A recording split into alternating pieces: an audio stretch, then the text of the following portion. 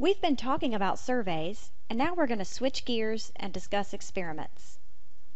Remember that an experiment is different from an observational study in that it imposes treatments on individuals in order to observe their responses, and that the purpose of an experiment is to study whether the treatment causes the change in the response. First, some definitions. A response variable is the variable that measures the outcome or result of a study. Response variables are sometimes called dependent variables. Back to that in a second. An explanatory variable is a variable that we think explains or causes changes in the response variable. Explanatory variables are sometimes called independent variables.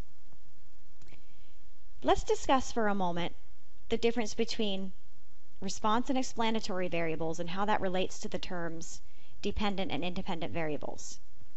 If a response variable responds to an explanatory variable, then it's dependent on the explanatory variable.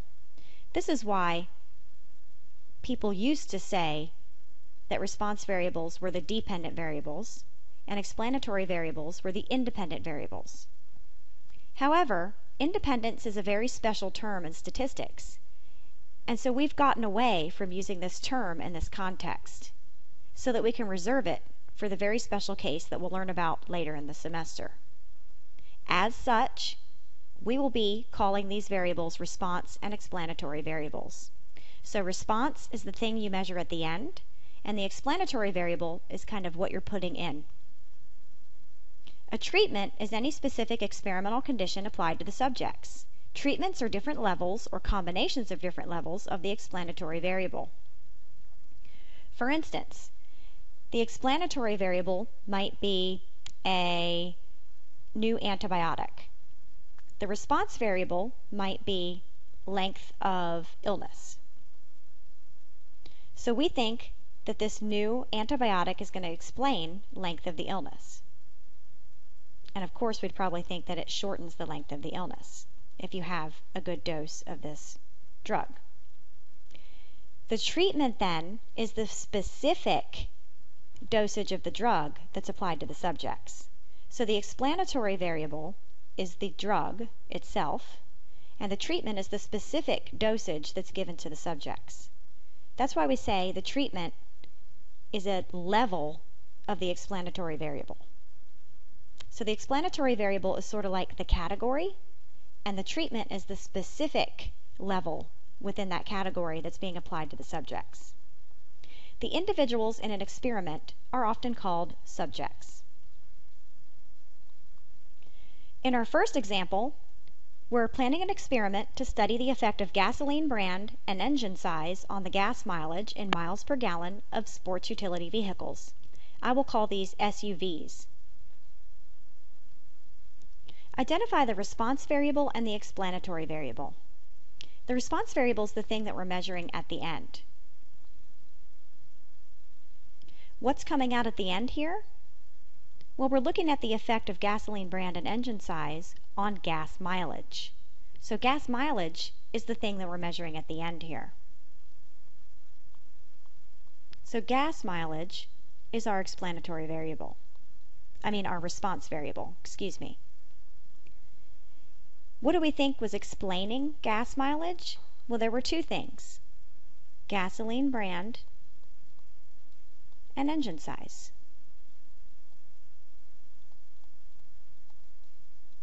So we have one response variable and two explanatory variables.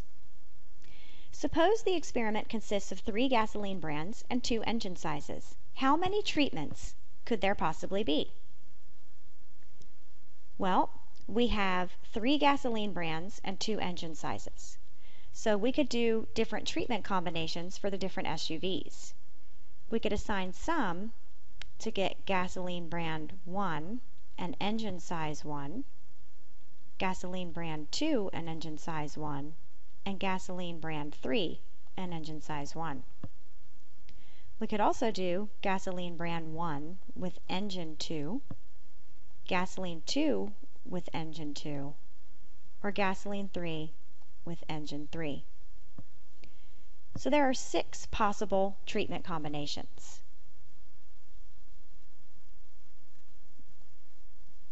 This is treatment 1, treatment 2, treatment 3, treatment 4, treatment 5, and treatment 6. Now in general, this could be pretty hard to list out if we have lots of different levels of lots of different explanatory variables.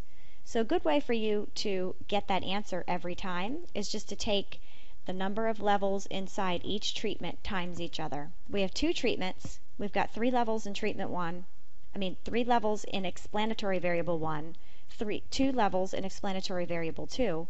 3 times 2 equals 6. So that's a good way to proceed from here on out. What are the subjects here? Well, it's not people. This is actually SUVs, sports utility vehicles.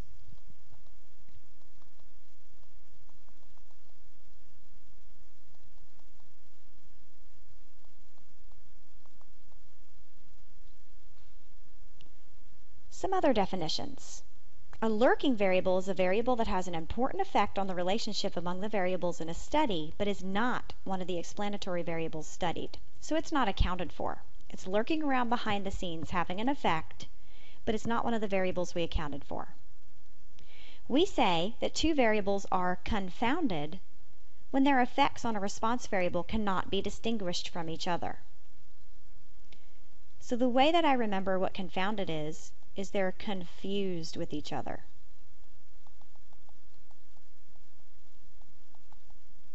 Now, any 2 variables can be confused with each other, confounded with each other.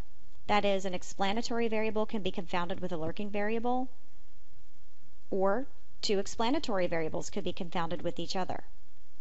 Any 2 variables whose effect is confused with the other is called confounded variables. What is a possible lurking variable for the study of gasoline brand and engine size on gas mileage?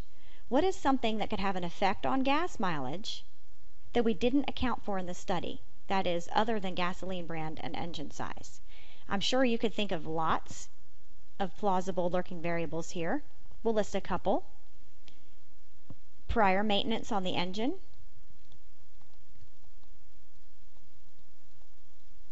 driving style,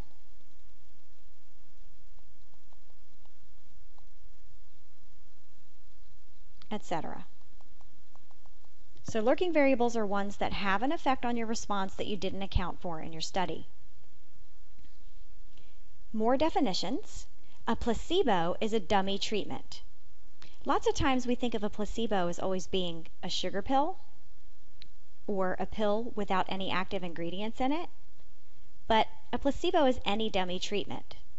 Believe it or not, there are sham surgeries that are still done and approved today. There are placebo surgeries where they cut a patient open in a trial, but they actually don't do the new procedure that's being tried. They just cut them open and sew them back up.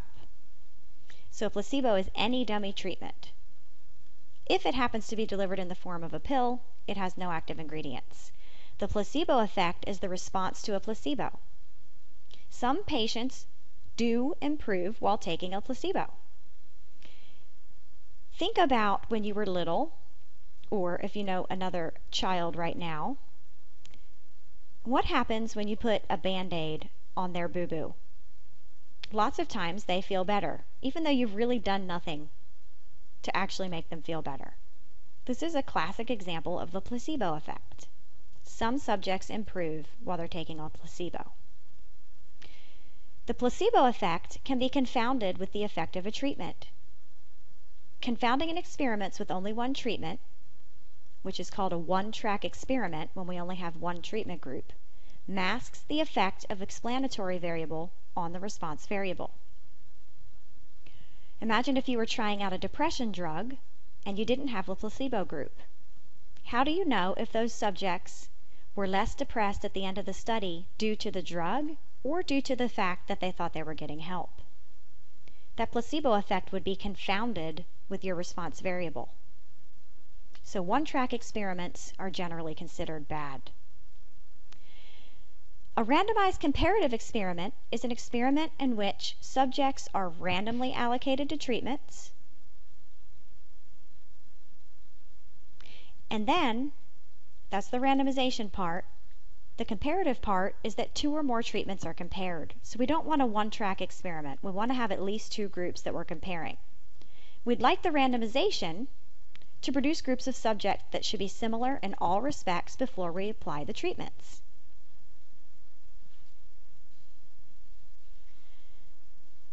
When we compare 2 treatments, we're usually comparing to a control.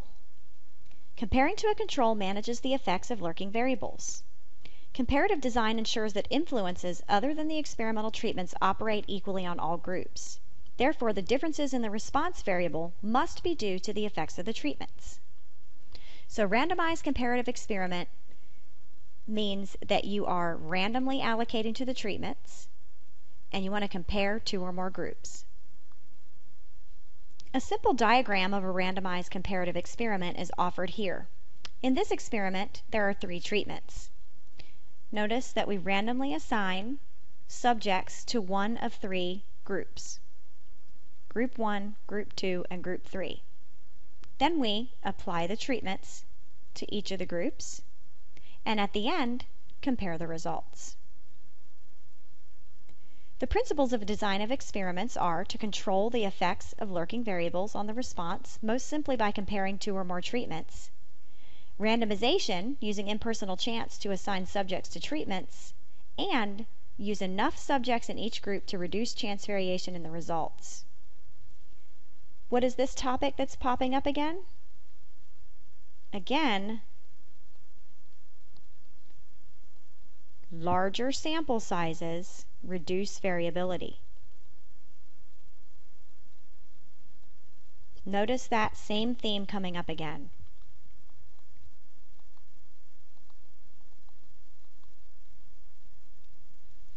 When you're doing a randomized comparative experiment, we're comparing the results of 2 treatments or more.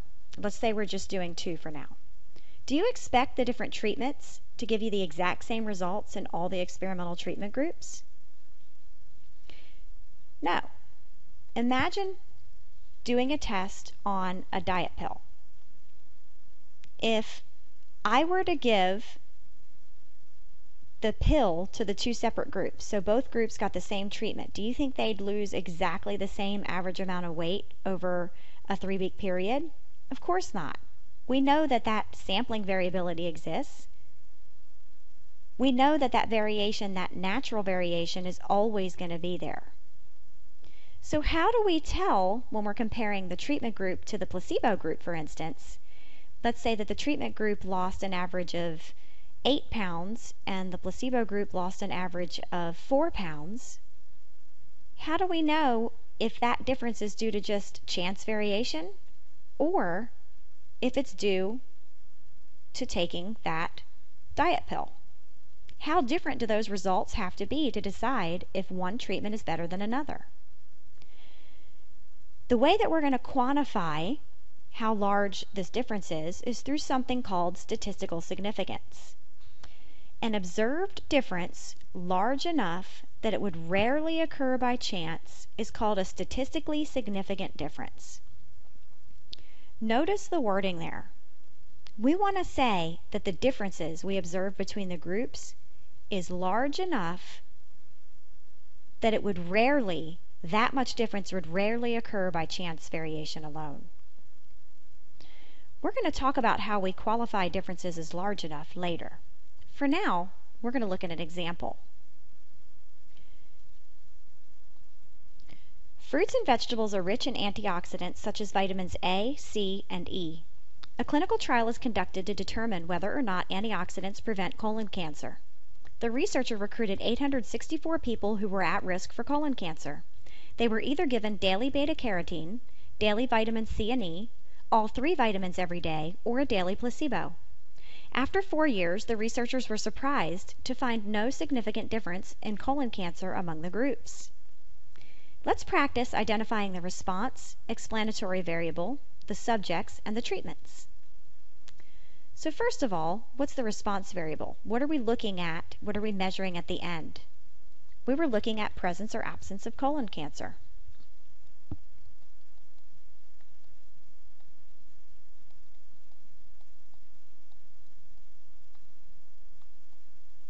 And what did researchers think was explaining the presence or absence of colon cancer?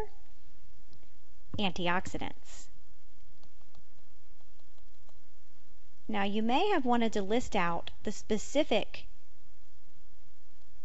vitamins that were given to these subjects as our explanatory variable, but remember that the explanatory variable is the category that the treatments come out of. So these are all antioxidants. The treatments then are the specific levels of your explanatory variable. The specific antioxidants that we gave are daily beta-carotene,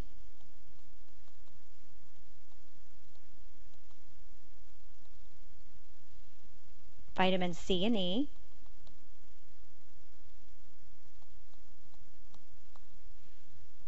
all three of these vitamins, or a placebo. Notice there are 4 treatment groups here, even though the placebo is not an antioxidant. We kind of consider it level 0 of our drugs. So it's still a treatment group.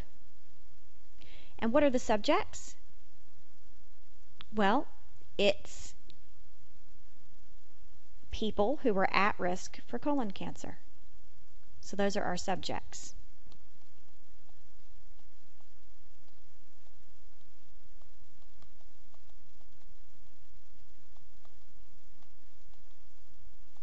And to be specific, there were 864 of them.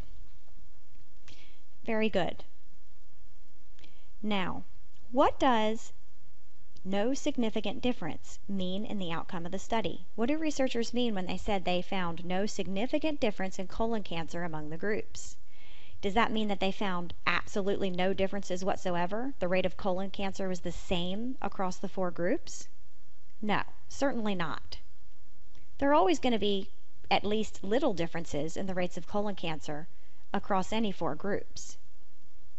However, we're trying to quantify whether these differences are large enough to determine whether they would rarely occur by chance alone, being that different from each other. Saying that they're not significantly different means that they weren't large enough to attribute them to anything other than chance variation. So, the difference in colon cancer rates between the 2 groups was not large enough to conclude anything other than chance variation.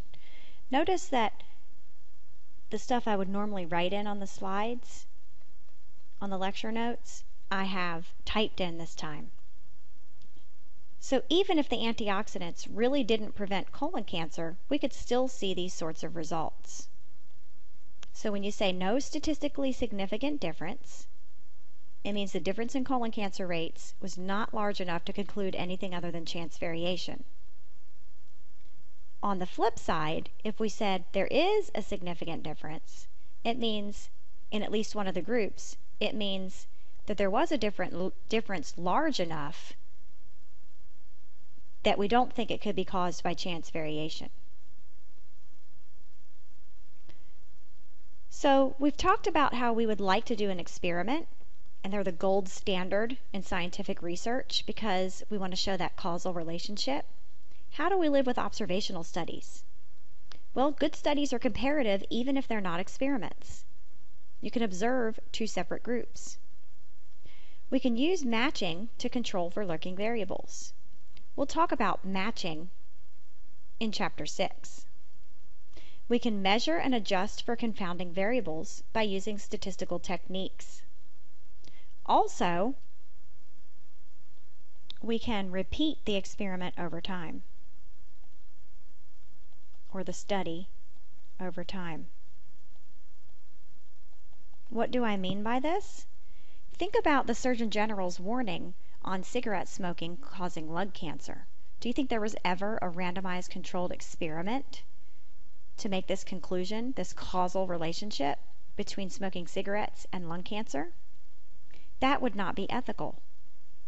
There were lots and lots of observational studies done over the years, and so we've finally used the knowledge of experts and the results of lots of repeated observational studies to come together to make a causal statement.